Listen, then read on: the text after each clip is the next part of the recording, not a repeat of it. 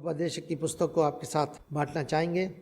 और ये सबोपदेशक की पुस्तक जो है ये बहुत ही अच्छी पुस्तक है। जब बाइबल के बारे में हम देखते हैं तो थोड़ा सा हमें बाइबल के बारे में होना भी अच्छा है कि जो 66 पुस्तकें कैसे करके तैयार करके चुन करके एक साथ रखी गई और उसको बाइबल बनाया गया।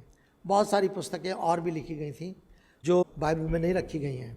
बाद में चल करके 70 विद्वानों का जो बाइबल परमेश्वर को जानते थे, परमेश्वर के चुने हुए थे, समर्पित थे और वचन के ज्ञाता थे, उन लोगों को परमेश्वर ने अपने आत्मा के द्वारा तैयार किया। सुलेमान ने जब इस पुस्तक को लिखा, सुलेमान राजा था, अपने राज शासन में चल रहा था और आयु में बढ़ता चला जा रहा था। सबोपदेशक की पुस्तक सुलेमान के द्वारा बहुत सारी खोज का वर्णन है। परमेश्वर ने उसको एक विशेष प्रकार का व्यक्ति बनाया था। पहला राजा उसका 10 अध्याय 23 और 24 पद, वहाँ पर इस प्रकार से लिखा है, राजा सुलेमान धन और बुद्धि में पृथ्वी के सब राजाओं से बढ़कर हो गया। बुद्धि की जो बातें परमेश्वर ने सुलेमान के मन में डाली थी, उन्हें सुनने के लिए समस्त पृथ्वी के लोग उसका दर्शन कर पाना चाहते थे। और यह समय का वर्णन है जब सुलेमान ने महल बनाया और परमेश्वर के मंदिर को बनाया। और परमेश्वर के मंदिर को बनाने के बाद उसने वाचा के संदूक को परमेश्वर के मंदिर में ला के रखा। और जब सब कुछ हुआ तो उसने मंदिर का अर्पण किया, लोगों का अर्पण किया। और ये सारी बात की चर्चा बहुत जगह फैल गई। और आपने पढ़ा होगा, सुना होगा कि शीबा की रानी जो लगभग वहाँ से यरूशलेम से कभी 1400 मील दूर रहती थी, वहाँ से वो चल कर आई और उसने आ करके इस स्थान को देख करके उसके सारे चीज़ों को देखा और उसने बहुत ज़्यादा प्रशंसा की। बड़ी अभिलाषा से वो आई थी, उसने आके भ्रमण किया। तो हम पहले राजा के 10वें अध्याय में पढ़ते हैं कि उसके बारे में लिखा हुआ है। और जो आज जहाँ पर उस समय वो रहती थी, आज वो यमन देश कहलाता है। तो उस समय वो शीबा की रानी वहीं रहती थी और करीब 1400 मील चल करके लोगों के साथ वो वहाँ आई थी। और राजा को उसने बहुत कुछ धन और सोना चांदी अर्पण किया था। तो सुलेमान बहुत अधिक धनवान बन गया, बुद्धिमान बन गया, सब कुछ बन गया। और लेकिन लोगों ने इस पुस्तक को देखा तो इस पुस्तक को इसलिए इसमें रखा गया कि एक चीज़ विशेष बात को देखने के लिए। वो बात ये है कि जब इस पुस्तक को पढ़ते हैं तो लगता है उसने जो लिखा है सब कुछ व्यर्थ है जिसको हम देखेंगे। लेकिन व्यर्थ क्या कह रहा है, क्या चीज़ व्यर्थ है, उसको समझना है। बार बार कहता सूर्य के नीचे, सूरज के नीचे, सूरज के नीचे, सूरज के नीचे। व्यर्थ शब्द इसमें 38 बार आया है, सूर्य के नीचे करीब 30 बार आया है, परिश्रम करीब 36 बार आया और मनुष्य शब्द 47 बार आया है। तो वही कहता है कि मनुष्य का परिश्रम इस पृथ्वी पर स्वर्ग के नीचे सब कुछ व्यर्थ है। वो ये नहीं कहना चाह रहा है कि सब कुछ व्यर्थ, उसका उद्देश्य यह है परमेश्वर से हट करके जो कुछ भी मनुष्य कर रहा है वो सब व्यर्थ है। और उसी बात को फिर आगे चल करके और विस्तार के साथ वो वर्णन करता है। तो मैंने जैसे कहा कि व्यर्थ शब्द 38 बार है। व्यर्थ क्या है? जब हम परमेश्वर से हट कर जीवन को व्यतीत करते हैं, परिश्रम करते हैं, वो सब व्यर्थ है। परमेश्वर के वचन में कई जगह इस तरह से लिखा हुआ है, तुम मुझसे अलग होकर कुछ नहीं कर सकते। मनुष्य जो इस पृथ्वी पर रहकर करता है अपनी शक्ति में, अपनी सामर्थ्य में, अपनी ताकत में, अपनी बुद्धि में, अपने ज्ञान में, वो व्यर्थ है। सूरज के नीचे जो कुछ कर रहा है, चाहे वो धन कमाना चाह रहा है, चाहे खोज कर रहा है, चाहे कर रहा है, चाहे कुछ कर रहा है, वो पीड़ा से भरा हुआ, सब कुछ व्यर्थ है। हर प्रकार का परिश्रम उसको व्यर्थ है। सो एक उद्देश्य उसका ये है, वो कहना चाह रहा है कि परमेश्वर से हट कर जो भी व्यक्ति, क्यों जब इस बात को लिख रहा था, सारी चीज़ों का वर्णन कर रहा था, तो विद्वान इस बात को कहते हैं कि वो ऐसी स्थिति में आ गया था कि संभवतः उसके जीवन में डाउनफॉल आ गया था, उसके जीवन में गिरावट आ गई थी। क्यों उसके जीवन में गिरावट आ गई थी? क्यों, क्या कारण था? परमेश्वर के वचन में जब व्यवस्था विवरण उसके 17 अध्याय के 14 पद से लेकर 17 पद तक, deuteronomy chapter 17 versus from 14 to 17, यहाँ राजाओं के लिए 4 आज्ञा दी गई थी कि जो भी राजा हो उनको इन 4 बातों का ध्यान रखना है। पहली आज्ञा थी राजा बहुत सारे घोड़े ना रखे। घोड़े बाइबल में शारीरिक शक्ति, मनुष्य की शक्ति को और ताकत को दिखाता है। इसीलिए जहाँ कहीं भी हम देखते हैं कि केवल राजा लोग विजय पाने के बाद घोड़े की सवारी करते थे, रथ पे बैठते थे। सो घोड़े मानवीय शक्ति का प्रतीक है। और इसलिए परमेश्वर ने राजाओं से कहा कि तुम बहुत सारे घोड़े ना रखना, अन्यथा कि तुम अपनी शक्ति पर, अपनी सामर्थ्य पर घमंड करोगे, उस पर भरोसा रखोगे, लेकिन तुम्हें उस पर भरोसा नहीं रखना है, तुम्हें मुझ पर भरोसा रखना है। दूसरी आज्ञा, घोड़े लेने के लिए मिस्र में मर जाना। ये deuteronomy 17 अध्याय में हम पाते हैं, जो 14 से 17 दूसरी आज्ञावादी थे। क्यों? मिस्र के घोड़े बहुत प्रसिद्ध थे, बहुत प्रसिद्ध थे। मिस्र कई सारी चीज़ों में इस समय बहुत ही आगे विकसित हो चुका था। बनावट, जो बिल्डिंग का काम था वो बहुत अच्छा था, सारी चीज़ नक्काशी बहुत अच्छी थी। तो घोड़े, लेकिन क्यों कहा जा रहा घोड़े लेने के लिए मिस्र में? पहली चीज़ घोड़े शक्ति को दिखाता है। दूसरी चीज़ परमेश्वर कहता है कि तुमको परमेश्वर ने मिस्र ने निकाल लिया। मिस्र बंदवाई का संकेत है, मिस्र दोबारा गुलामी का संकेत है, मिस्र दोबारा शैतान के राज में संकेत है। परमेश्वर ने तुमको मिस्र से निकाल लिया है, उस बंदवाई से निकाले। अब तुम दोबारा उस मिस्र में न जाना या मिस्र में जाकर घोड़े ना लेना। परमेश्वर ने मुझे और आपको प्रभु यीशु मसीह में भी अपने अनुग्रह के द्वारा उस पाप के बंधन से, जो मिस्र का संसार था, उससे निकाला है। एक दिन हम पापी थे, हम भी मिस्र की गुलामी थे, पाप के बंधुआई में थे, पर परमेश्वर का धन्यवाद हो, उसने हमसे पहले होकर प्रेम किया। क्योंकि परमेश्वर का वचन साफ कहता है, जो पाप के बंधुआई में उसके ऊपर दंड ठहराया गया है। पर परमेश्वर ने अपने इकलौते पुत्र प्रभु यीशु मसीह के उस महान बलिदान के द्वारा, जो क्रूस पर उसने पूरा किया और हमारे पर अनुग्रह करके हम उस पर विश्वास कर सके, हमें उस मिस्र के बंधन से निकाल लिया। अब परमेश्वर नहीं चाहता है कि हम पुनः मिस्र में जाएं। जब संसार से हम निकल गए हैं तो हमें पुनः संसार में नहीं जाना। कितने लोग हैं जो प्रभु पर विश्वास करने के बाद फिर पुनः संसार में, शायद उनके रिश्तेदार वादे करते हैं, या शायद उनको पास धन संपत्ति का लालच होता है। घर वाले कहते तुम अगर प्रभु के पीछे जाओगे तो तुम्हें धन संपत्ति नहीं मिलेगी, हम तुम्हें घर से बाहर निकाल देंगे। और ऐसा करने के बाद उनके पास कोई डर आ जाता है, लालच आती, कुछ और आ जाता है, और वो फिर किसी न किसी से उसी गुलामी में चले आते हैं। तो दोनों चलना चाहते हैं, उधर भी चलना चाहते हैं, इधर भी चलना चाहते हैं। परमेश्वर वह चमन करता है। सो आपको ध्यान रखना है कि क्या आप बार बार मिस्र में तो नहीं जा रहे हैं अपने स्वार्थ के लिए, अपने किसी और चीज़ के लिए। आप प्रभु के साथ भी चलना चाह रहे हैं, लेकिन परमेश्वर कहता है मिस्र में जाना, लेकिन आप फिर भी मिस्र में जा रहे हैं। तीसरी आज्ञा, बहुत सी स्त्रियां ना रखना। राजाओं के लिए था, देखिए शुरू से सिद्धांत एक ही है, एक पुरुष एक स्त्री। जब भी इन लोगों ने लगे, जो भी राजा हो, चाहे दाऊद हो, वो उनके लिए गलत माना गया और परमेश्वर उनके साथ व्यवहार किया। परमेश्वर अपने सिद्धांत में समझौता नहीं करता है, और ये आज्ञा और ये सिद्धांत परमेश्वर ने उत्पत्ति से आदम और हवा से बनाया था। जीवन भर एक तन रहेंगे और एक साथ रहेंगे, और कोई मृत्यु से के अलावा कोई अलग ना करने पाएगा। सो बहुत सी स्त्रियां ना रखना। चौथी आज्ञा ये थी, तू सोना चांदी एकत्र ना करना। तो चार आज्ञा थी, बहुत सारे घोड़े ना लेना, घोड़े लेने के लिए मिस्र में ना जाना, बहुत सी स्त्रियों को रखना। लेकिन सुलेमान ने इन चारों आज्ञाओं को तोड़ा था। जब वो राजा बना, सब कुछ ठीक हो गया। 10वें अध्याय तक हम देखते हैं सब कुछ ठीक चला है, लेकिन जैसे हम 11वें अध्याय में आते हैं, उसमें बल्कि 10वें अध्याय में आगे बढ़ते हैं, हम देखते हैं क्या हो गया। वो इतना, कभी भी लोग उसको सोना चांदी बहुत ला कर देते थे, कभी उसने मना नहीं करा, बस नहीं करा। उसको कहना चाहिए था, नहीं मुझे अब सोना चांदी नहीं चाहिए, मेरे परमेश्वर ने ऐसा कहा है, अब मेरे को नहीं चाहिए। लेकिन उस उसने सोना चांदी से जो कुछ बना सकता था बना दिया। यहाँ तक कि बाद में चल के अपने महल में, अपनी गद्दी में, अपनी सारी चीज़ में जब हम आगे बढ़ते हैं तो हम 10वें अध्याय में देखते हैं किस तरह से उसने सोना चांदी का उपयोग करा था। शायद कोई भी चीज़ ऐसी नहीं छोड़ी होगी जहाँ उसने उसका उपयोग, फिर भी उसके बाद सोना चांदी बहुत था। पहले राजा में हम देखते हैं चारों आज्ञाओं को सुलेमान ने तोड़ा। पहला राजा 10 अध्याय 14 पद, उसने बहुत सोना चांदी जमा किया। पहला राजा 10 अध्याय 28 पद, उसने मिस्र से घोड़े मंगाए। पहला राजा 10 अध्याय 26-27 पद, उसके बाद बहुत सारे घोड़े हो गए। और चौथी बात, पहला राजा 11 अध्याय 1 से 4 पद तक, उसने बहुत सारी स्त्रियों को अपने यहाँ रख लिया, बहुत सारी विभिन्न जातियों को। ये कहा गया था कि तू स्त्रियों को ना रखना, क्योंकि वो स्त्रियां अगर दूसरी जाति की होंगी तो तेरे मन को बहकाएंगी और तू परमेश्वर से दूर हो जाएगा। और उसने ऐसे ही किया, और आगे चल के हम पाते हैं कि इन स्त्रियों ने उसके मन को बहका दिया। ये स्त्रियां अन्य जातीय स्त्रियां थीं, फिरौन के यहाँ से भी थी। ऐसा था, धीरे धीरे करके सुलेमान का जो जीवन था वो डाउनफॉल में गिरने लगा।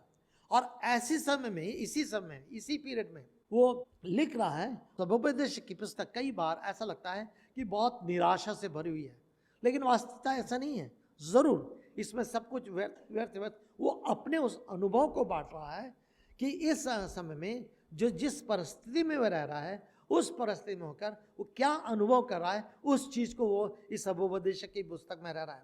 ध्यान दीजिएगा, वो परमेश्वर से दूर है, लेकिन फिर भी उसके जीवन में एक हलचल मची हुई है। लेकिन परमेश्वर का धन्यवाद हो, बाइबल के विद्वान इस बात को कहते हैं कि उसके जीवन में गिरावट आई, वो गिरा, पीछे हटा, बैकस्लाइड हुआ, लेकिन उसके बाद फिर वो उठता है, और उठने के बाद इस बात को जान लेता है कि बिना परमेश्वर के जीवन व्यर्थ है। इसीलिए उसने जब क्लोज करता है, समाप्त करता है 12 अध्याय, तो उसने कहा एक ही बात है कि परमेश्वर का भय मान, क्योंकि इन बातों में तेरा न्याय करेगा। हाँ, इस बाइबल में परमेश्वर के लिए यहोवा शब्द नहीं आया। यहोवा उद्धारकर्ता से मतलब है, लेकिन परमेश्वर शब्द आया है जो एलोहिम है, और इंग्लिश में गॉड शब्द इस्तेमाल किया गया है। तो अभी पर धीरे धीरे हम इस जैसे आगे बढ़ते जाएंगे तो कुछ कुछ और समझने का करेंगे। पहले अध्याय में पहले से 18 पद तक हम जाते हैं, तो हम इस अध्याय में कुछ बातों को देखते हैं। तो जैसे मैंने कहा कि इस समय जो लिख रहा है, और वो लिखने का उद्देश्य ये है कि वो इस बात को लोगों को समझा सके। ध्यान दीजिएगा, क्योंकि अंत में उसने परमेश्वर की महिमा की है, परमेश्वर की बड़ाई की है। वो इस बात को लोगों को समझा जाए कि मेरे पास धन है, मेरे पास सब कुछ है, सब कुछ होने के बाद भी मेरे पास संतुष्टि नहीं है। संसार की चीजें मुझे संतुष्टि और आपको संतुष्टि प्रदान नहीं करती। संसार में ये धन, वैभव, नाम, ये सब कुछ सच्ची संतुष्टि प्रदान नहीं कर सकती। और मेरे प्रियो, कई बार हम उस संतुष्टि को इन संसार की चीज़ों में पाना चाहते हैं। कितने जवान बच्चे हैं जो फ्रेंडशिप में लड़के लड़की दोस्ती करते हैं, उसमें संतुष्टि पाना चाहते हैं और उसमें अपने जीवन को बर्बाद कर देते हैं। कितने लोग हैं जो परमेश्वर से हट करके किसी और चीज़ में वैभव प्राप्त करना चाहते हैं, राजनीति में जाना चाहते हैं, पॉलिटिक्स में जाना चाहते हैं, कुछ और करना चाहते हैं। वो किसी न किसी चाहते हैं कि उनके जीवन में कुछ ना कुछ प्लेजर मिल जाए, आनंद मिल जाए, कुछ ना कुछ खुशी मिल जाए, कुछ ना कुछ सुख मिल जाए, कुछ ना कुछ शांति मिल जाए और कुछ ना कुछ संतुष्टि मिल जाए। लेकिन संतुष्टि का देने वाला परमेश्वर है, सच्चे आनंद का देने वाला परमेश्वर है, सच्ची भरपूरी का देने वाला परमेश्वर है। जब हम इन पूरी पुस्तकों में आगे बढ़ेंगे तो उन बातों को एक एक करके हम देखते चलेंगे। जो कुछ पहले अध्याय में है, उसी पहले अध्याय को आगे चल करके उसने शेष अध्याय में और फैला कर लिखा है।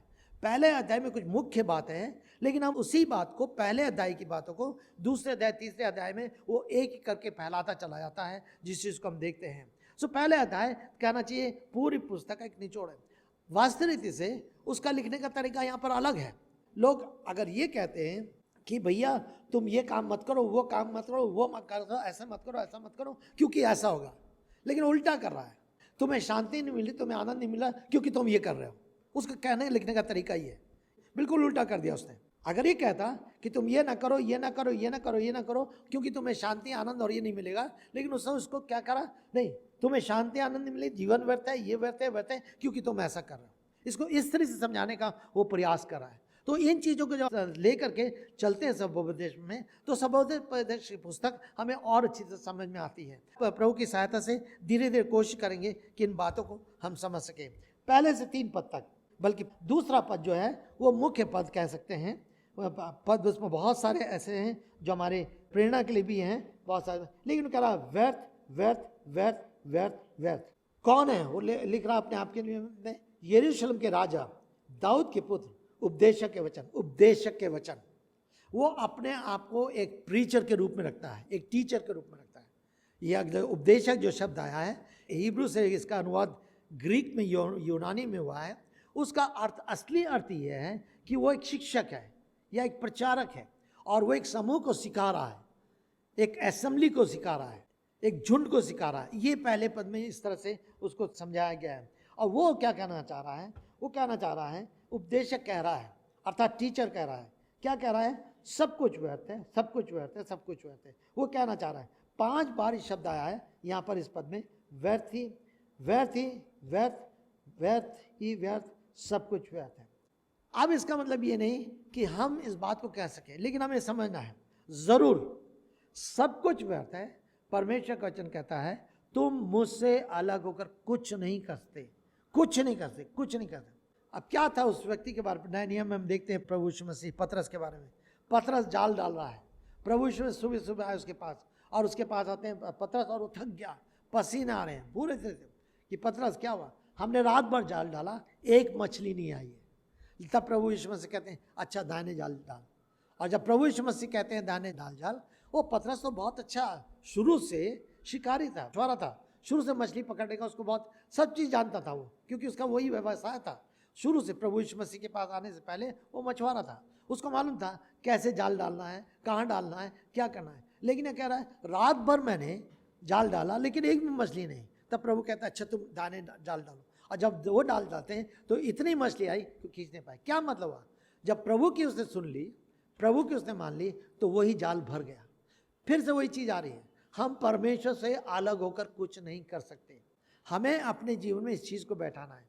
और सच है, हमें ये चीज़ हमें क्या मोटिवेट करती है? ये हमें और अधिक परमेश्वर पर निर्भर रहना सिखाती है, ये परमेश्वर पर विश्वास करना सिखाती है, ये परमेश्वर को खोजना सिखाती है, ये परमेश्वर की इच्छा को जानना सिखाती है। और अधिक हम परमेश्वर करें, क्योंकि मेरे और आपको परमेश्वर ने सृजा है, वो हमारा सृष्टि करता है और वो चाहता है कि हम उसके साथ और उसकी निकटता में रह सकें। और तब उसके बाद तीसरे पद, मनुष्य सूर्य के नीचे जो परिश्रम करता है, सूर्य के नीचे जो परिश्रम करता है वो बेकार है। अब यहाँ पर कहता है जो परिश्रम करता है सूर्य के नीचे, उनसे क्या लाभ होता है? अब 4 पद में 4 चक्रों का यह वर्णन करा आगे चल करके, 4 पद से लेकर 11 पद तक। पहला चक्र जो है वो पीढ़ियों के बारे में है, पीढ़ी क्या करती है। फिर दूसरा चक्र जो है 5वें पद में वो सृष्टि के बारे में, जिसको हम सर्किल या साइकिल कहते हैं। तीसरा चक्र जो है वो मानव जिज्ञासा के बारे में, मनुष्य के अंदर जो जिज्ञासा है उसके बारे में, 8 पद से लेकर 10 पद तक। और चौथा पद 11 पद में नएपन का अभाव, ये चक्र नएपन का। तब हम इसको देखेंगे पहले पद से लेकर के इन 11 पद तक पहले देखेंगे क्या वो कहना चाह रहा हूँ। वो कह रहा है एक पीढ़ी जाती है और दूसरी पीढ़ी आती है, परंतु पृथ्वी सदा स्थिर बनी रहती है। ये जनरेशन का जो सर्किल है, ये पीढ़ियों का जो सर्किल है वो चलता रहेगा, चलता रहे जब तक ये संसार है, वो चलता रहता है। एक पीढ़ी आती, दूसरी पीढ़ी आती है। कुछ समय तक एक पीढ़ी पहली पीढ़ी को याद रखती है, उसके बाद भूल जाती है। एक जनरेशन, दूसरी जनरेशन, तीसरी, 2 जनरेशन के बाद अक्सर लोग भूल जाते हैं। तो वो कह रहा है वो चक्र तो चलता रहता है। ये सब परमेश्वर ने ठहराया। ये किसने ठहराया? परमेश्वर ने। मनुष्य अपने आप में नहीं कर रहा है, मनुष्य समझ नहीं रहा है सूर्य के नीचे जो कुछ भी है, लेकिन मनुष्य परमेश्वर की शक्ति को नहीं समझता, मनुष्य परमेश्वर के कार्य को नहीं समझता, पर मनुष्य परमेश्वर के अधिकार को नहीं समझता। ये मनुष्य की बुद्धि से परे है कि कैसे पीढ़ी आती है और पीढ़ी चली जाती है और ये चक्र चलता रहता है। दूसरा कहता है ये भी कि सूर्य उदय होता है और अस्त होता है और उदय स्थान से शीघ्र पहुंचता है, पुनः उदय होता है। ये भी सृष्टि और 6ठे अध्याय में वायु दक्षिण दिशा की ओर से बहती और उत्तर की ओर मुड़ती है, वो जो चक्कर लगाते आगे बढ़ती है, अपने वृत्ताकार पथों पर लौट जाती है। ये सृष्टि के बारे में बार बार बात कर रहा है कि सृष्टि को 7वें पद में भी सब नदियां बहकर सागर में गिरती हैं, फिर सागर भर नहीं जाता। जिस स्थान से नदियां निकलती हैं उसी स्थान को पुनः लौट जाती हैं, पुनः लौट। तो ये सृष्टि के बारे में बात करते हैं, चाहे वो सूर्य हो, चाहे वो हवा हो, चाहे वो नदी हो, तीनों चीज किस रीते। हवा के बारे में मैं और आप नहीं जानते कहाँ से आती, किधर आती। प्रभु यीशु मसीह ने कहा कि हम उस पवित्र आत्मा का काम उसी तरह से, जैसे हवा किधर से आती किधर जाती, हम नहीं जानते उस तरह से पवित्र आत्मा काम है। तो ये दूसरे चक्र की बात कर रहा है, ये सृष्टि का चक्र है। सूर्य कैसे होता है हम सब देखते हैं और कई बार उसका आनंद भी उठाते हैं, लेकिन हमारी समझ से परे है कैसे, कहाँ से, किस तरह से वो निकल रहा है। विज्ञान सारी बातों कहता है, खगोल साथी बहुत बात कहते हैं, मनुष्य कहता तो है, लेकिन फिर भी उसका मूल को, उसके आधार को कोई मनुष्य नहीं समझता। मनुष्य की बुद्धि से वो परे है। क्या है?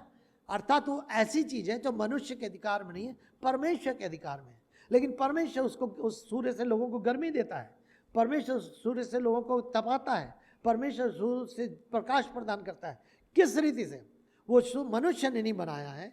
अब मनुष्य के इसमें कोई शक्ति नहीं है, मनुष्य में इसका अपना बल नहीं है, मनुष्य में अपनी कोई परिश्रम नहीं है, मनुष्य के इसमें कोई बुद्धि नहीं है।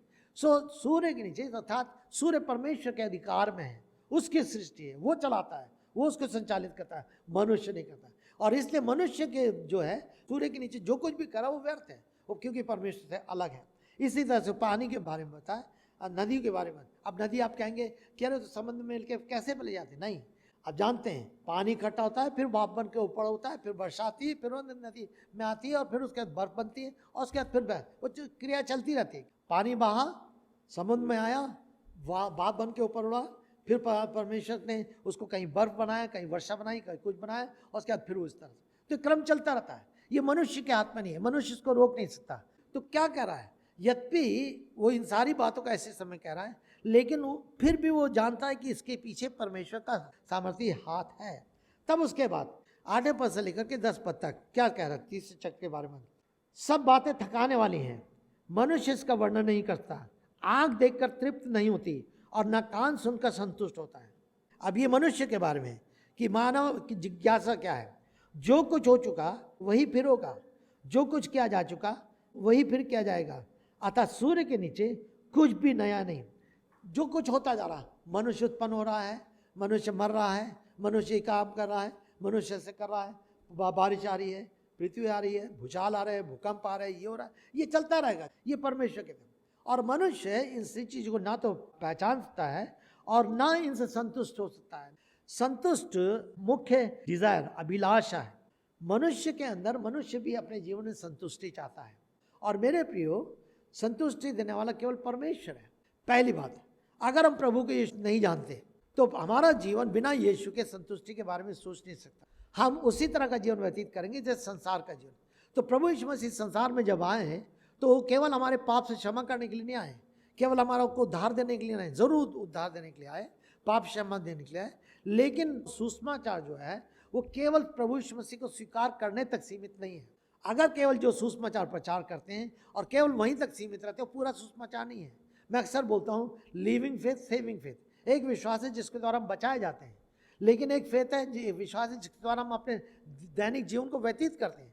अगर वो उद्धार का कार्य हमारे जीवन में आगे नहीं बढ़ रहा है और हमारे जीवन में नहीं दिखाई दे रहा, हमारा विश्वास नहीं बढ़ रहा, हमारा चरित्र उत्तम नहीं हो रहा, हमारी आदतें नहीं सुधर रही, हमारे कार्य नहीं सुधर रहे, हमारा स्वभाव नहीं सुधर रहा, जो सुसमाचार के द्वारा होता है, तब इसका मतलब सुसमाचार हमारे जीवन में क्रियाशील नहीं है। हमने सुन लिया, विश्वास कर लिया, और हम जितना चिल्लाते रहे सुसमाचार सुसमाचार, आज बहुत लोग चिल्लाते हैं सुसमाचार सुसमाचार, लेकिन क्या उनके जीवन में सुसमाचार दिखाई देता है?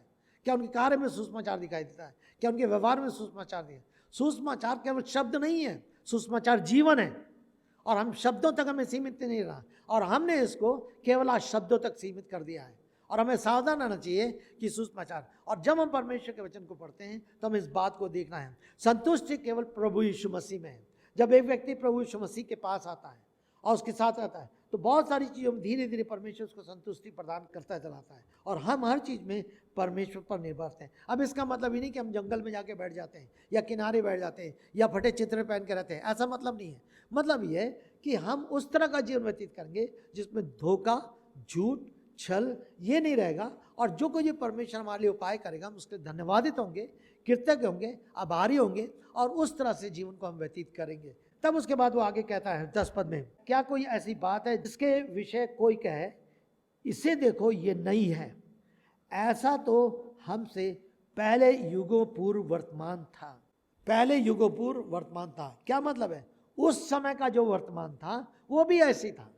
आज का जरूर आप कहेंगे अरे आज तो बहुत बदल रहा है, विज्ञान बढ़ रहा है, पहले ट्रेन नहीं थी अब ट्रेन हो गई, जहाज नहीं थे जहाज हो गया, ये था ये हो गया, ये सब कुछ हो गया, ये ठीक है, ये तो हो रहा है, लेकिन ये सब कुछ नहीं है। मनुष्य क्या है, मनुष्य कितना बदल रहा है, मनुष्य का स्वभाव कितना बदल रहा है, मनुष्य पाप से कितना छुटकारा, क्या ये चीज़ें भौतिक चीज़ें क्या मनुष्य को परमेश्वर की ओर ले आ रही हैं, परमेश्वर की धार्मिकता में ले जा रही हैं, ये सुख विलासता में तो ले आ रही हैं, लेकिन परमेश्वर के स्वभाव में, परमेश्वर के जीवन में नहीं जा रही है। और इसलिए कहता है कि इन चीज़ों से भी हमें सावधान है। तब 11 पद में, पूर्व काल की बातों का कोई स्मरण नहीं होता और ना इसे कि इसके बाद होने वाली बातों का स्मरण उन लोगों को ही रहेगा जो उस काल के बाद चले जाएंगे। क्या मतलब है? ठीक है, आज से 20 साल पहले, 30 साल पहले, 40 साल पहले, 50 साल पहले, 2 साल, कितनी बातों को हम याद रखते हैं, कितना इतिहास को याद रखते हैं, कितने लोगों को याद रखते हैं, कितने या कितनी उनकी चर्चा करते हैं। कभी हो गया तो हो गया, ठीक है। जब हम अभी हैं लोग हमें याद करेंगे, आज हमारी आंख बंद हो जाए, कुछ साल याद करेंगे, उसके बाद क्या होगा, वही दुनिया वैसी हो जाएगी, सब भूल जाएंगे। मनुष्य की स्थिति यही है। तो वो कह रहा है कि जब से मैंने देखा है, क्योंकि परमेश्वर ने जब से संसार को बनाया एक ही चीज चलती आ रही है, वो चक्र है, एक ही चीज चलती आ रही है। चक्र, सृष्टि का चक्र अलग है, मानव चक्र अलग है, और उस चक्र के साथ साथ पीढ़ियों का चक्र अलग है। और ये सारी चीज मानव जिज्ञासा में पाया था। 8 से 10 पद तक मनुष्य की जिज्ञासा है, वो जिज्ञासा बहुत कुछ प्राप्त करना चाहता है, लेकिन कितना उस मनुष्य को जिसने प्राप्त कर लिया उसकी चीजों को और उसको याद किया जाता है या दिखा जाता है। तब 12 पद से लेकर 13 पद में क्या कह रहा है, मैं उपदेशक यरूशलेम में इस्राएल का राजा था, मैंने अपना मन लगाया कि जो कुछ आकाश के नीचे किया जा चुका है उन सब की खोज और छानबीन बुद्धि से करूं। तो कह रहा है ये क्या है, ये दुखद कार्य है। वो कह रहा है मैंने सब कुछ खोज करने के लिए अपना मन लगाया। कह रहा है वो अपने स्वयं के विषय में कहता है कि उसने किस प्रकार इन चीज़ों की खोज के लिए परिश्रम किया। अब उसको ऐसा लग रहा है सो ज़रूर उसने खोज की, इसीलिए उसने जब नीति वचन को पढ़ते हैं उस नीति वचन में सुलेमान ने बहुत सारी ऐसी चीज़ों को लिखा। उसने चींटी के बारे में कहा, हे आलसी चींटी के पास जा, उसको देख, है ना। उसने छिपकली के बारे में लिखा, छिपकली राजाओं के महलों में रहती है किस प्रकार से। उसने शेर के बारे में लिखा, उसने बकरे के बारे में, कौन सा पशु था, कौन सी पक्षी था, कौन सी चीज़ थी, क्या था, यहाँ तक हर एक चीज़ के बारे में उस समय उसने सबसे ज़्यादा बुद्धिमान, सबसे ज़्यादा ज्ञानवान और सबसे ज़्यादा रिसर्च करने में परिश्रम करने वाला सुलेमान था उस युग में। ये लगभग 900 साल की पहली बात है, प्रभु यीशु मसीह के आने से 900 साल के पहले की बात है, लेकिन उस समय उसने इतना अधिक परिश्रम किया। वो कह रहा है कि सब कुछ छानबीन बुद्धि से करूं ये दुखा था। तो क्या कह रहा है, इतना सब कुछ करने के बाद उसको दुख और पीड़ा ही मिला, ये चीज़ उसको सुख नहीं दे सकी। बार बार उसी चीज़ पे आ रहा है कि इस संसार की चीज़ें उसको सुख प्रदान नहीं कर सकी। मेरे और आपके लिए भी है, ये संसार की चीज़ें हमारे लिए कुछ चीज़ें सहायता के लिए आवश्यक हैं, कुछ चीज़ें ज़रूरी होती हैं, लेकिन सब कुछ नहीं है हमारे लिए। सब कुछ संतुष्टि प्रदान करने वाले नहीं है, जीवन प्रदान करने वाले नहीं है, सुख प्रदान करने वाले नहीं है, हमारे दुख को हटाने वाले नहीं है। हमें इस संसार में इस बात को देखना है। कह रहा है ये सब कुछ करने के बाद भी फिर भी मुझे उस पीड़ा में से होकर जाना पड़ा। 13 पद में कहता है, और इसलिए तब आगे चल करके 14 पद से लेकर 18 पद तक वो उस खोज और परिश्रम का वर्णन करता है। पहली खोज, मैंने उन सब कामों को देखा जो सूर्य के नीचे किए गए। अभी उसने से पहले बताया है, देख रहा है, और देख कर रहा है भैया ये चक्र है, सृष्टि का चक्र है, मानव जाति की जो पीढ़ी है, पीढ़ी दर पीढ़ी का चक्र है, सृष्टि का चक्र है, मनुष्य के विलासा का चक्र है, ये सब कुछ है। लेकिन अब वो क्या कह रहा है, अब कह रहा उन सब कामों को देखा जो सूर्य के नीचे किए गए हैं, देखो वे सब निस्सार और वायु को पकड़ने के समान है। और तब वो क्या कहता है 14 पद में, कह रहा है ऐसी चीज है जो टेढ़ा है वो सीधा नहीं किया जा सकता, जो है ही नहीं उसकी क्या करना, जो टेढ़ा है वो सीधा नहीं किया जा सकता। समस्त जीवन जीने का जो तरीका वो अर्थहीन है, लोगों के जीने का जो तरीका है वो अर्थहीन है, क्योंकि सूर्य के नीचे वो सब कुछ पाना तो चाह रहे हैं, परिश्रम तो कर रहे हैं, लेकिन वो परमेश्वर से अलग हटके कर रहे हैं। अभी उसने यहाँ इस भेद को गुप्त करके रखा है। वो जो कहना चाह रहा है वो यही है कि मनुष्य अपने परिश्रम करने में लगा पड़ा है, पीछे नहीं हट रहा, और उस परिश्रम से सब कुछ को प्राप्त करना चाहता है। मेरे प्रियो, कितने लोगों को हम देखते हैं जिन्होंने शायद बहुत कुछ करा, और बहुत कुछ करने के बाद अगर उनकी मृत्यु हो गई तो उनका धन संपत्ति क्या है। मनुष्य अपने साथ धन संपत्ति खाली हाथ आया है और खाली हाथ चला जाएगा। इसीलिए अलेक्जेंडर द ग्रेट ने, जो प्रभु यीशु मसीह के जन्म से पहले हुआ था, बहुत छोटी आयु में संसार से चला गया, 37-38 साल की आयु में, और उसके लिए कहा जाता है, उसने कहा था जब मैं मरूं मेरे हाथों को मेरे कफन से बाहर रखना और खाली रखना, ताकि लोग देखें ये महान अलेक्जेंडर खाली हाथ आया था और खाली हाथ जा रहा है। मेरे प्रिय, सच है कि ये धन संपत्ति के लिए हम कितना जान देते हैं, मरे रहते हैं, लड़ाई करते हैं, झगड़ा करते हैं, एक एक इंच जमीन के लिए कितना दुश्मनी कर लेते हैं, कितना सब कुछ कर लेते हैं, क्या कुछ नहीं करते, लेकिन हम सब एक दिन छोड़ के चले जाएंगे। कितने लोगों को हमने देखा कि जो छोड़कर चले गए, क्या हुआ, उनको किस दूसरों ने अपने हाथ में कर लिया। वो कह रहा है ये जो कुछ भी है सब बेकार है। 15 पद में कह रहा है जो टेढ़ा है वो सीधा नहीं किया जा सकता, और जो है ही नहीं उसकी क्या करना। मनुष्य का जो जीवन है, मनुष्य का स्वभाव है, वो ये धन संपत्ति, अपने परिश्रम, अपने वैभव, अपने से सीधा नहीं हो सकता। वो इसको सुधार नहीं सकता। केवल एक ही सुधारने वाला कौन है, केवल परमेश्वर सुधारने वाला। वो अपने आप में नहीं करता, अपनी खोज करता, सब कुछ पासता है, ठीक है, पासता है। लेकिन अब कहेंगे बहुत सारे लोग हैं जिनके पास बहुत अच्छा पैसा, बहुत ठाठ से रहते हैं, ठाठ से जरूर रहते हैं, लेकिन फिर भी वो पीड़ा में है। जब उनसे बैठ के बात करिए, उनको अपना दूसरा डर सताता है, उनको कहीं ये सताता है उनका माल लूट के कोई ले जाए, उसके शत्रु कोई ना आक्रमण कर जाए, डाकू ना उनके ऊपर घर के में आक्रमण कराए, कहीं कुछ और ना करें, ये सारी चीज़ उनको सताती है और वो भी कुछ नहीं करने पाते। तब आगे चल के 16 और 17 पद में, मैंने मनुष्य से कहा, देख मुझसे पहले यरूशलेम पर जितने लोगों का शासन हुआ था उन सब से अधिक मैंने अपनी बुद्धि को बढ़ाया और विकसित किया। जरूर परमेश्वर ने उसको आशीष दी कि तेरे प्रति बुद्धिमान है, उसके अंदर डिजायर थी, क्योंकि जब वो राजा बना परमेश्वर ने उससे कहा, सुलेमान तू जो मांग, तुझे क्या चाहिए। तब उसने यही कहा, उसके पिता ने धन संपत्ति बहुत अरेंज की रखी थी, उसके पिता ने घर बनाने के लिए या मंदिर बनाने के लिए और उसका महल बनाने के लिए सब कुछ जमा करा था। उसके पिता ने एक अच्छा मित्र दिया था जिसने कहा था मैं तेरी सहायता करूंगा, जानता था कि सब कुछ है। लेकिन सब कुछ को जानने के बाद उसने कहा एक चीज़ ये लोग नहीं दे सकते, ना पिता दे सकता है, ना हिराम दे सकता है, ना कोई और दूसरे दे, वो बुद्धि। और तब उसने परमेश्वर से बुद्धि मांगी, और जब परमेश्वर से उससे बुद्धि मांगी तो परमेश्वर ने उसको कहा मैं तूने मुझसे बुद्धि मांगी है, मैं तुझे बुद्धि भी दूंगा और तुझे धन भी दूंगा। और इसलिए परमेश्वर ने उसको धन भी दिया और उसको बुद्धि भी प्रदान करी। लेकिन क्या हुआ, वो क्या कहता है, सोलोमन कह रहा हूँ मेरे पास सबसे अधिक परमेश्वर ने बुद्धि पाया और मेरे हृदय ने बुद्धि और ज्ञान का धन अनुभव किया है।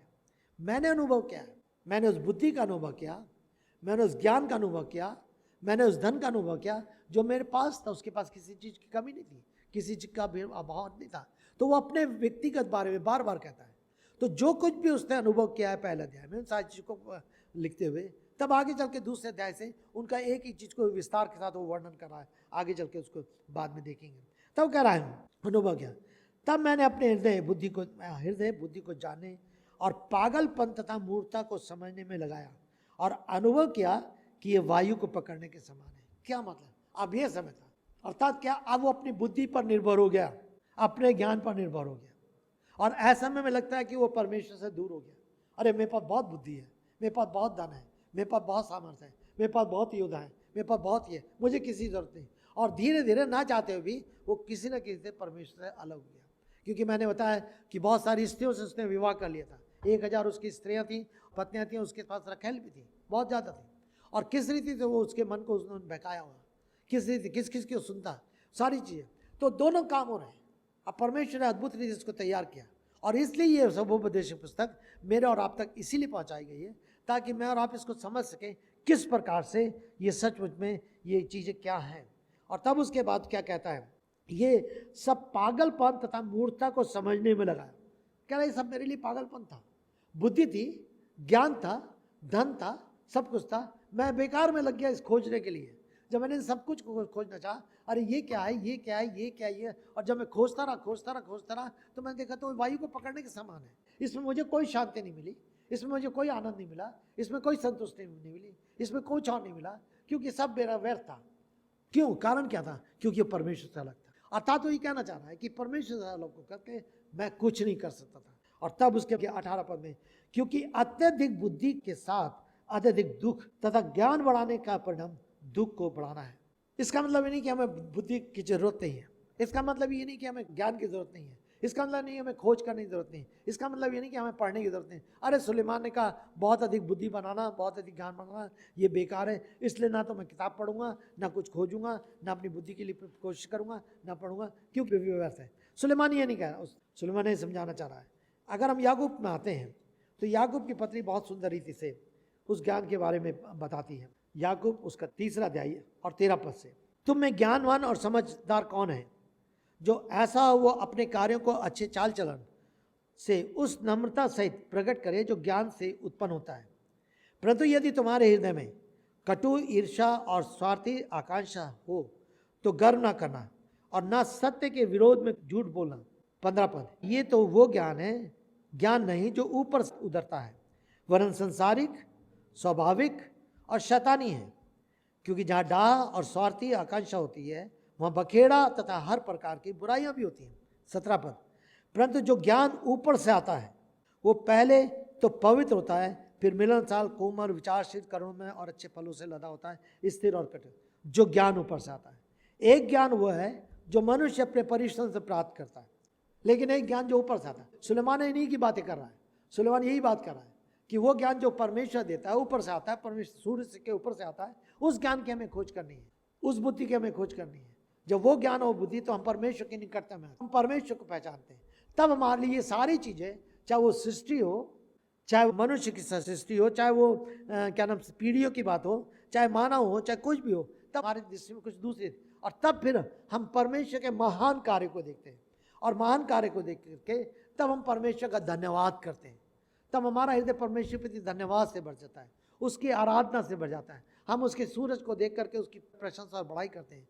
ओ किस रीति से प्रभु आपने प्रकाश को दिया, सूरज को दिया, किस प्रकार से सूरज के द्वारा हवा को आपने दिया है, किस रीति ताकि मैं जीवित रह सकूं, किस प्रकार से प्रभु ने उसका इंतजाम करा। अभी पिछले दिनों आप जान रहे कोरोना में लोगों को क्या नहीं मिला, ऑक्सीजन नहीं मिला। ऑक्सीजन क्या, कई बार पेड़ों के नीचे रहते हैं, ऑक्सीजन हमें मिलते हैं बहुत अच्छी रीति से। कितना मनुष्य परेशान है ऑक्सीजन के लिए, कितना पैसा खर्च करा है, हमें देखना है। तो हवा हम जिसके लिए हम पैसा नहीं चुकाते, लेकिन फिर भी हम जब तक प्रभु को नहीं जानते हम उसके लिए कभी नहीं ध्यान देते। लेकिन प्रभु को जानने के बाद कितना अधिक हम घर में बैठ करके उसके लिए धन्यवाद देते हैं, पाने के लिए कितना अधिक धन्यवाद देते हैं, कितना अधिक हमारा परमेश्वर के महान कार्यों के लिए धन्यवाद से हृदय भरा होता है।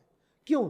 क्योंकि हमारा ज्ञान और हमारी बुद्धि उस स्थान तक नहीं पहुंची जो स्वर्गीय है। हमारा को परिश्रम करना चाहिए, विश्वासी होने के बाद, सुसमाचार सुनने के बाद प्रभु को पश्चाताप के साथ स्वीकार करने द्वारा, जैसे पिछले संडे हम दे रहे थे, मनुष्य को पापों से पश्चाताप करना है, अंगीकार करना है, उसको प्रभु करके उसको स्वीकार करना है, और उसको स्वीकार करने के बाद उसके योग्य उसकी आराधना करनी है, उसकी योग्य उसकी प्रशंसा करनी है, उसकी योग्य उसकी बड़ाई करनी है, यहाँ तक कि पीड़ाओं दुखों में भी हमें उसकी बड़ाई करनी, उसकी प्रशंसा करनी है। ये परमेश्वर का वचन सिखाता है। लेकिन यहाँ पर क्या हो रहा है, यहाँ पर केवल वो पृथ्वी की चीज़ वो देख करके कुड़कुड़ा रहा है, या दुखी हो रहा है, या परेशान हो रहा है, और वो संतुष्ट नहीं है। और कितनी बार हम पृथ्वी में रह करके असंतुष्ट का जीवन व्यतीत करते हैं। मेरे प्रियो, किसी ने कहा है संतुष्टि जो है वो आनंद की जननी है, अर्थात एक सच्ची संतुष्टि से सच्चा आनंद प्राप्त होता है। और किसी ने ये भी कहा है एक असंतुष्ट व्यक्ति दूसरे को असंतुष्ट कर देता है। अगर वो संतुष्ट है, दूसरे साथ बैठेगा और अपनी बातचीत करेगा और अपनी बातचीत से दूसरे को संतुष्ट कर देगा। लेकिन जब हम प्रभु को जानते हैं, जब हम प्रभु में हैं और प्रभु हमारे जीवन में प्रभुता करता है, प्रभु के साथ हम रहते हैं, प्रभु की प्रभुता को देखते हैं, उसके उपकारों को देखते हैं, उसकी बड़ाई को देखते हैं। जब हम परिवार में हैं, परिवार में बच्चों के लिए प्रभु का धन्यवाद करते हैं, आराधना करते हैं, बच्चे माता पिता के लिए प्रभु का धन्यवाद करते हैं, उनकी प्रशंसा करते हैं, या पत्नी पति के लिए करती है, पति पत्नी के लिए करता है। कितनी बार आप घर में प्रार्थना करते हुए प्रभु का धन्यवाद देते हैं, प्रभु मैं आपका धन्यवाद हूँ मेरी वाइफ के लिए जिसको आपने मुझे दिया है, मेरे हस्बैंड के लिए जिसको आपने मुझे दिया है, ताकि हम साथ रह करके प्रभु आपका आदर करें, आपसे प्रेम करें और साथ मिलकर मसीह परिवार को बनाते हुए आगे चढ़ सकें। कितना दिन हम धन्यवाद हैं प्रभु इन बच्चों के लिए जो आपने हमें आशीष के रूप में दिए हैं, ताकि बच्चे आपके रूप में बन करके आगे बढ़ सकें। हमें कितने बार बच्चे माता पिता धन्यवाद हो प्रभु अपने माता पिता के लिए, यद्यपि वो निर्बल है, कमज़ोर है, सब कुछ है, लेकिन आपने उनको हमें दिया है ताकि हमारी देखभाल करें, परवरिश करें। मेरे प्रिय, जब हम इस रीति कहते हैं तो ये ज्ञान, ये बुद्धि जो है वो स्वर्गीय है। जब हम नीचे रहते हैं, स्वर्ग के नीचे रहते हैं, तो हम कुड़कुड़ाते रहते हैं। हम कलीसिया के लिए कुड़कुड़ाते रहते हैं, कलीसिया के सेवकों के लिए कुड़कुड़ाते रहते हैं। हम कभी कभी धन्यवाद नहीं करते, या प्रभु का ना धन्यवाद करते हैं, ना उन लोगों का धन्यवाद करते हैं। और इसलिए हमें पृथ्वी पर से थोड़ा सा उठना है, उठ करके हमें उस बुद्धि को प्राप्त करना है जो स्वर्गीय बुद्धि है, हमें उस ज्ञान को प्राप्त करना है जो स्वर्गीय ज्ञान है। वो ज्ञान और वो बुद्धि हमें सच्ची संतुष्टि, सच्ची शांति, सच्ची आराधना, सच्ची उपासना और परमेश्वर की महिमा को सिखाएगा, और तब परमेश्वर का धन्यवाद करते हुए आगे बढ़ने पाएंगे। आज हमने पहले अध्याय को देखा, लेकिन मेरे प्रिय एक बात को ध्यान रखें, हर पुस्तक में हम प्रभु यीशु मसीह को देखते, बिना प्रभु यीशु मसीह के हमारा जीवन संतुष्टि का जीवन नहीं हो सकता। और सुलेमान जब इसको कर रहा है, क्योंकि जब ये लिखा गया था उस समय प्रभु यीशु मसीह संसार में नहीं आए थे, उसकी एक योजना थी। लेकिन अब प्रभु यीशु मसीह संसार में आ गए, और ये चीज़ों को जो हम देख रहे हैं इसके अंदर, उसकी भरपूरी प्रभु यीशु मसीह में होकर की जाती है। तो आज पहला अध्याय हमने एक निचोड़ के रूप में देखा है, जो सुलेमान अपने उस जीवन में होकर के, इस खोज में होकर के इस चीज़ का अनुभव कर रहा है। हमने उन चक्रों के बारे में देखा, हमने उन विचारों के बारे में देखा, हमने ये भी देखा कि क्योंकि लगता है, प्रतीत ऐसा होता है कि उसके जीवन में कुछ डाउनफॉल आया है, लेकिन परमेश्वर का धन्यवाद हो, प्रभु ने उसको फिर खड़ा किया, और फिर से खड़ा होकर के परमेश्वर की बड़ाई करता है, और उस बात को कहता है बिना परमेश्वर के जीवन बेकार है। और यदि आप आज तक मेरे भाई बहनों प्रभु यीशु मसीह को अपना जीवन का प्रभु उद्धारकर्ता नहीं कह, और तब आप संसार में कुछ प्राप्त करने के लगे हैं, परिश्रम कर रहे हैं, खोज कर रहे हैं, लगे पड़े, सुबह शाम तक पसीना बहाते हैं, असंतुष्ट हैं, आप प्रभु से क्षमा मांगिए, नम्रता के साथ प्रभु के पास आइए, और प्रभु यीशु मसीह से कहिए, प्रभु मैं धन्यवाद देता हूँ, आप में सच्ची संतुष्टि है, आप में सच्ची शांति है, आप में सच्चा आनंद है, आपका जीवन मुझे संतुष्टि प्रदान करता है। और आ करके आप उस परमेश्वर के सामने अपने जीवन को समर्पित करें। यदि आपने प्रभु यीशु मसीह को पाया है, फिर भी आपके अंदर असंतुष्टि पाई जाती है, आप परिश्रम कर रहे हैं, बहुत कुछ करने की कोशिश कर रहे हैं, लेकिन आपको खालीपन लग रहा है, खोखलापन लग रहा है, अवश्य आप परमेश्वर के पास आइए। प्रभु यीशु मसीह कहिए, प्रभु मुझे क्षमा कीजिए, मैंने अपनी शक्ति, अपनी बुद्धि, अपने प्रयास, अपने समस्या करके इन सारी चीज़ों को पाना चाहे, मुझे क्षमा कीजिए, मेरी सहायता कीजिए कि मैं आपके वचन के प्रकाश में होकर के आपके पास आकर के अपने जीवन को आपके हाथों में सौंप सकूं, ताकि आपकी बुद्धि और आपके ज्ञान के द्वारा मुझे वो संतुष्टि प्रदान हो सके, वो आनंद प्रदान हो सके, वो जीवन प्रदान हो सके जिसको देने के लिए आप आए। प्रभु यीशु मसीह ने कहा, मैं इसलिए आया ताकि तुम जीवन पाओ और बहुतायत से जीवन पाओ।